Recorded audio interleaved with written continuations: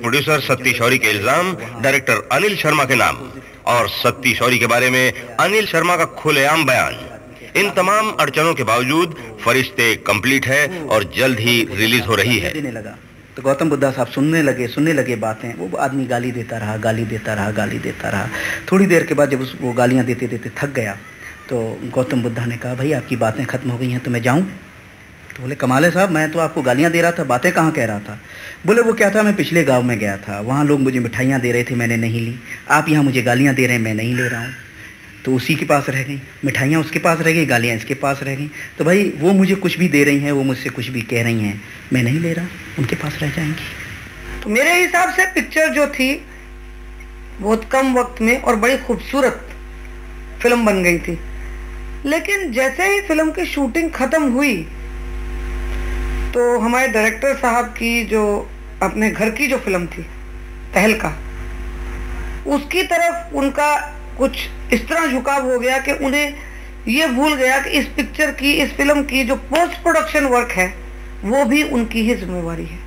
बस यहाँ आके जरा थोड़ा सा जब अनिल जी डामाडोल हो गए और उधर काम शुरू हो गया तो इस पिक्चर की जो तवज्जो थी, फिनिशिंग जो थी, उसमें डिले हो गया।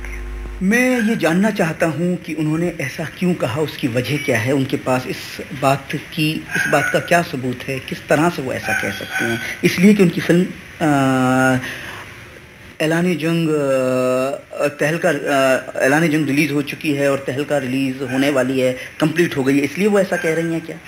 उस दौरान में हुआ क्या कि वो फाइनल नहीं कर सके क्योंकि उनका आउटडोर था, बहुत बड़ा शेड्यूल था और बहुत सारे आर्टिस्ट थे, खर्चा बहुत ज़्यादा था, इसलिए उनको अपनी फिल्म का पूरा प्लानिंग करना था, तहलका का। वो प्लानिंग करते करते इधर का जो काम था वो निगलेक्ट हो गया और उसमें इनके जाने से पहले हमको जो फाइनल प्रिंट नहीं मिला तो हमने जो भी पोस्ट प्रोडक्शन काम करके रखा 27-28 हज़ार फुट के ऊपर, तो वो सारे काम जो थे उनके आने के बाद जब वो वापस आए जून में, हमें उनको फिर से करना पड़ा। और मैंने तो ऐलान जंग खत्म होने के भी कोई 1 बरस के बाद अपनी दूसरी पिक्चर शुरू की। उस 1 बरस के दौरान में भी अगर ये अपनी फिल्म खत्म ना कर सके तो मैं क्या कर सकता हूँ? तकरीबन 1 बरस के बाद अगस्त 88 में मेरी फिल्म 89 में मेरी फिल्म रिलीज़ हुई और मार्च 90 में जाके मैंने फिल्म शुरू की अपनी। तो 8-9 महीने में मैं तो कोई दूसरी फिल्म नहीं कर रहा था। ये चाहती तो फरिश्ते मुझसे ख़त्म करवा सकती थी, मगर इनकी प्रॉब्लम इतनी ज़्यादा थी कि तो उसमें मैं क्या कर सकता हूँ साहब।